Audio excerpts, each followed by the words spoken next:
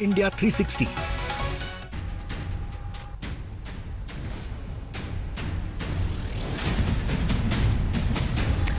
नमस्कार, मैं हूं पद्मजा जोशी और इंडिया 360 में सबसे पहले बात करते हैं उपराष्ट्रपति हामिद अंसारी की, जिन्होंने जाते जाते ही सही कोहराम मचा दिया।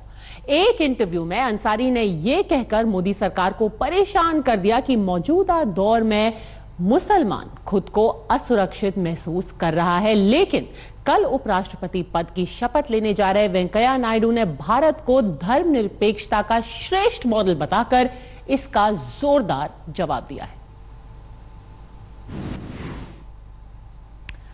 लगातार जो बीजेपी नेता है उनका कहना है कि ये गलत धारणा एक फैलाई जा रही है कि भारत का मुसलमान खुद को असुरक्षित महसूस करता है, और खास तौर पर वेंकैया नायडू जो कि हामिद अंसारी की जगह पर कल शपथ लेने वाले हैं, कल उपराष्ट्रपति का पद संभालने वाले हैं। उन्होंने कहा कि ये एक तरीके से प्रोपेगेंडा, दुष्प्रचार किया जा रहा है कि एक असुरक्षा की, एक डर की भावना है भारत के मुसलमान के अंदर। ऐसा माहौल देश के अंदर है, हर कोई देश के अंदर फिलहाल सुरक्षित है। ये इंटरव्यू जो कि दिया जाते जाते हामिद अंसारी ने, लगातार जो बीजेपी नेता है उनका कहना है कि ये गलत धारणा एक फैलाई जा रही है कि भारत का मुसलमान खुद को असुरक्षित महसूस करता है, और खास तौर पर वेंकैया नायडू जो कि हामिद अंसारी की जगह पर कल शपथ लेने वाले हैं, कल उपराष्ट्रपति का पद संभालने वाले हैं। उन्होंने कहा कि ये एक तरीके से प्रोपेगेंडा, दुष्प्रचार किया जा रहा है कि एक असुरक्षा की, एक डर की भावना है भारत के मुसलमान के अंदर। ऐसा माहौल देश के अंदर है, हर कोई देश के अंदर फिलहाल सुरक्षित है। ये इंटरव्यू जो कि दिया जाते जाते हामिद अंसारी ने राज्यसभा टीवी को। खबर अब अयोध्या से, जहां विवाद पर कल से सुप्रीम कोर्ट में रोजाना सुनवाई शुरू होगी। इस सुनवाई से ठीक पहले शिया वक्फ बोर्ड ने अदालत में अर्जी डालकर मामले में एक नया पेंच डाल दिया है। शिया बोर्ड ने विवाद में पक्षकार होने का अब दावा किया है।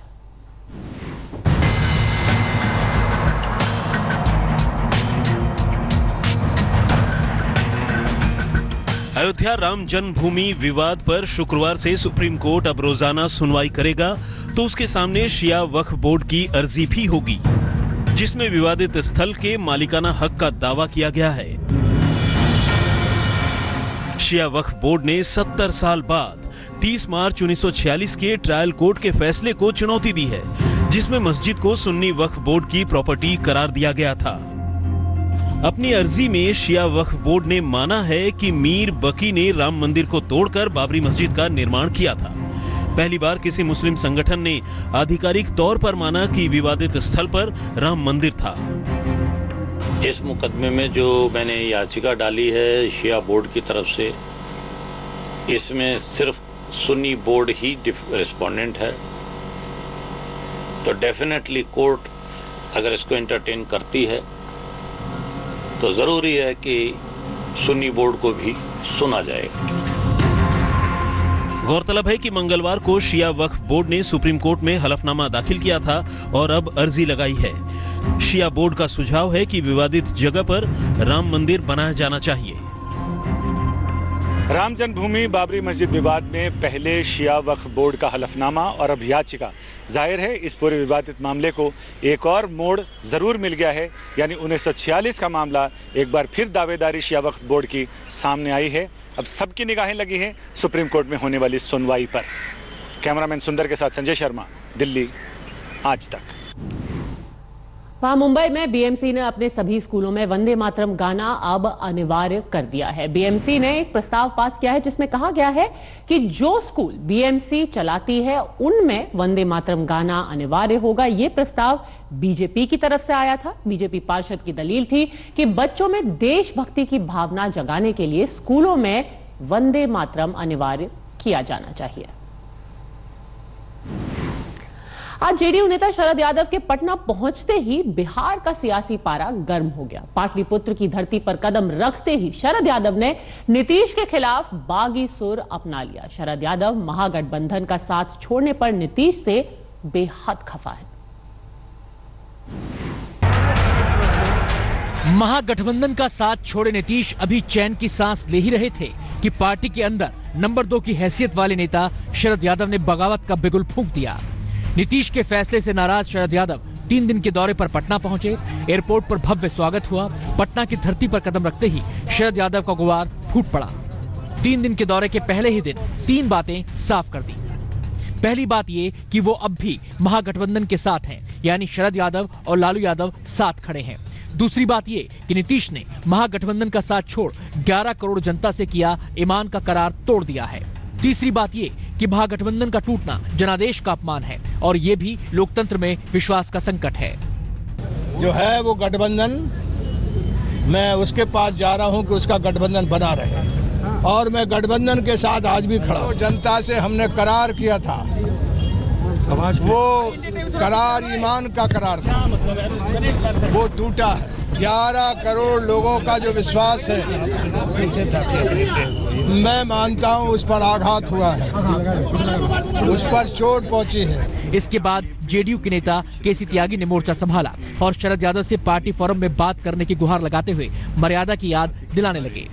इतना निवेदन हम जरूर करना चाहते हैं कि वो 19 तक मर्यादित रहे। पार्टी का जो राज्य कमेटी का फैसला है उसको सार्वजनिक तौर पर आलोचना ना करे, उससे परहेज बरते।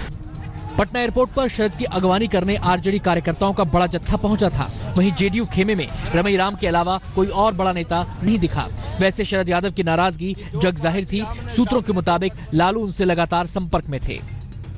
शरद जी का स्वागत है, आशीष नहीं है तो दंगाइयों का पर्दाफाश करेंगे नीतीश के। जाहिर है सत्ता से बेदखल लालू को शरद यादव से बहुत उम्मीद है। नीतीश के खिलाफ उन्हीं की पार्टी में बगावत से अच्छा लालू के लिए क्या होगा। अब देखना है कि शरद यादव की समान विचारों वाले नेताओं की 17 अगस्त को दिल्ली में बुलाई गई बैठक में कौन कौन शामिल होता है। आंकड़ों की अगर बात करें तो शरद यादव अगर पार्टी से बगावत करते भी हैं तो इससे नीतीश कुमार को कुछ खास नुकसान होता नहीं दिख रहा है। लेकिन हाँ, पार्टी में उनकी हैसियत नंबर 2 की है और अगर वह पार्टी खुद छोड़ते हैं या फिर पार्टी से निकाले भी जाते हैं तो इससे यह संदेश जरूर जाएगा कि नीतीश कुमार पार्टी मनमाने तरीके से चला रहे हैं। कैमरा पर्सन नदीम आलम के साथ रोहित सिंह, पटना, आज तक। और इस वक्त ताजा खबर आ रही है उत्तर प्रदेश से, जहां पर महाराजगंज के दौरे पर पहुंचे थे मुख्यमंत्री योगी आदित्यनाथ। वहां पहुंच करके उन्होंने समीक्षा बैठक की और उसके फौरन बाद एक्शन लिया गया है। 11 अफसरों को सस्पेंड किया गया है, 7 का तबादला किया गया है। अफसरों के ऊपर जिन अफसरों के ऊपर ये गाज गिरी है उनमें से एसडीओ से लेकर के बीडीओ तक अफसर हैं। समीक्षा बैठक की गई और साफ ये संदेश दिया गया है कि अगर किसी भी तरह की कोताही बरती जाएगी फौरन अफसरों के खिलाफ एक्शन लिया जाएगा। किसी भी सूरत में भ्रष्टाचार बर्दाश्त नहीं किया जाएगा। ये साफ संदेश भेजा गया है इस एक्शन के द्वारा।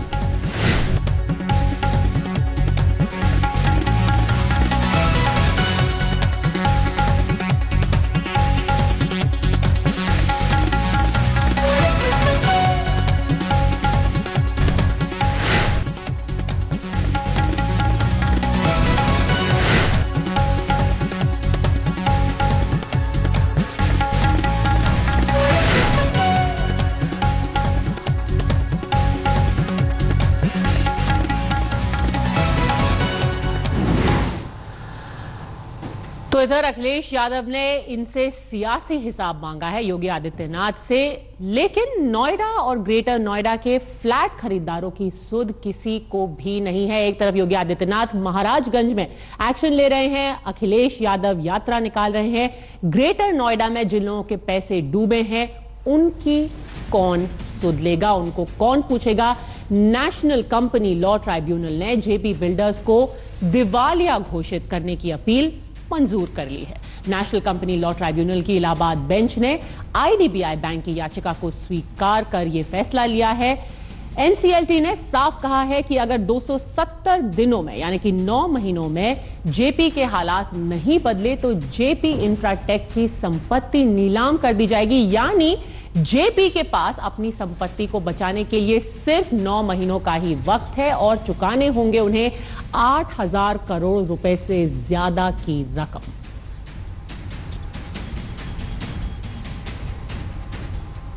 को आज खूब घेरा। अखिलेश ने 4 आरोप लगाए। कहा, यूपी में आप थाना कौन चला रहा है।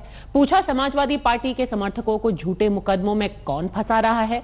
अखिलेश ने सरकार पर पुलिस के जरिए वसूली करने का भी आरोप लगा दिया। मैं जानना चाहता हूं आज थाना कौन चला रहा है। मैंने खुद डीजीपी महोदय से इस बारे में बात की थी कि औरैया में पुलिस अन्याय कर रही है, कन्नौज में पुलिस अन्याय कर रही है, प्रदेश के और जिलों में भी अन्याय हो रहा है, सिद्धार्थनगर में अन्याय हो रहा है। कई जिलों के बारे में बताया, आगरा के बारे में बताया। उन्होंने कहा कार्रवाई होगी, तो अभी तक पता नहीं लगा कौन सा न्याय कैसे मिलता है। ये तो अधिकारी ही बता सकते कि क्या न्याय हो रहा होगा।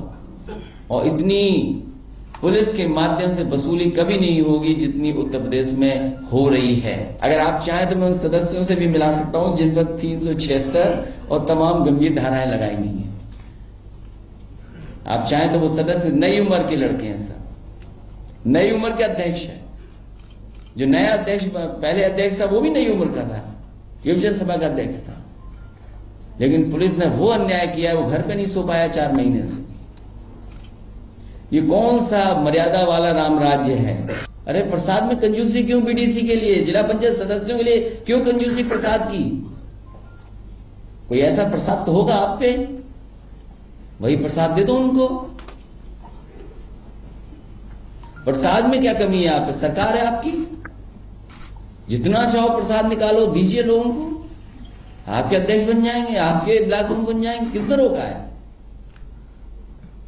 प्रसाद नहीं देंगे, केवल पुलिस की लाठी देंगे। महिलाओं की चोटी कटने का रहस्य सुलझाए नहीं सुलझ रहा है। मामला इतना बढ़ गया है कि अब देश के 8 से भी ज्यादा राज्य इस अजीबोगरीब सिलसिले की चपेट में है। ताजे मामले गुजरात और पंजाब से सामने आए हैं और हर मामले के साथ एक और रहस्यमय कहानी जुड़ जाती है।